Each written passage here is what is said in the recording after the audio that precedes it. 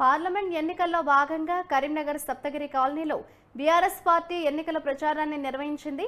Maneru walking track పైన MLA Gangula Kamalakar, నగర mayor Yadagiri Sunil రావుతో కలిసి బీఆర్ఎస్ ఎంపీ అభ్యర్థి వినోద్ కుమార్ ప్రచారం నిర్వహించారు.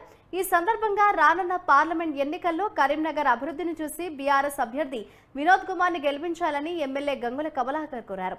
మరోవైపు ప్రజల ఆకాంక్షల మేరకు కరీంనగర్ను అన్ని రంగాల్లో అభివృద్ధి చేస్తామని వినోద్ కుమార్ హామీ ఇచ్చారు.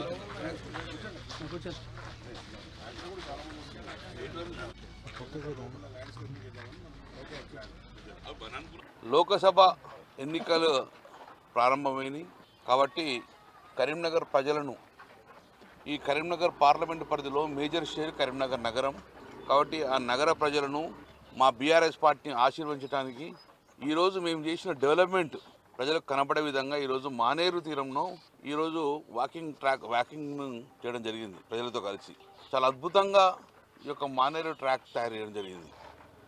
గతంలో మానేరు బ్రిడ్జి మీద వాకింగ్ చేసే వాళ్ళందరూ డెవలప్మెంట్ మీరు చేస్తున్నారు కదా, మీరు డెవలప్మెంట్ చేస్తున్నారు కాబట్టి మేము అడుగుతున్నాం. కాబట్టి వినోద్ కుమార్ గారు మీరు ఇద్దరు కలిసి కదా స్మార్ట్ సిటీ నిధులు తీసుకొచ్చారు.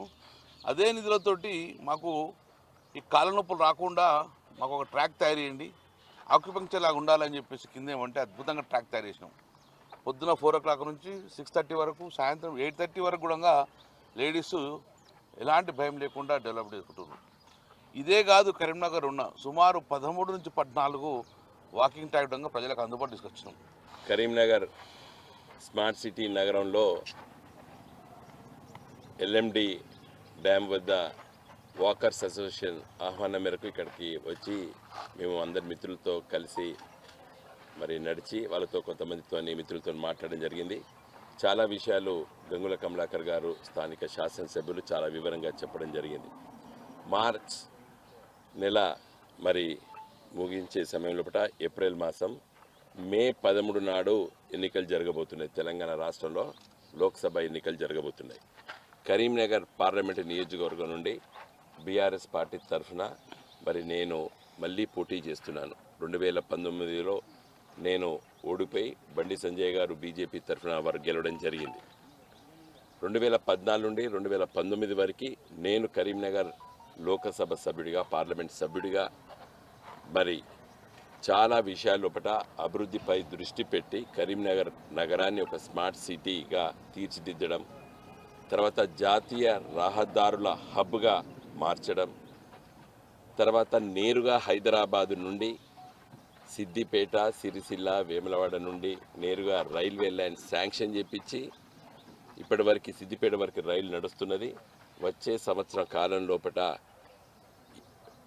డిసెంబర్ 2025 వరకు కరీంనగర్ నగరం నుండి ప్రయాణికులు నేరుగా వేములవాడ ద్వారా, సిరిసిల్ల ద్వారా, సిద్దిపేట ద్వారా హైదరాబాద్కు రైలు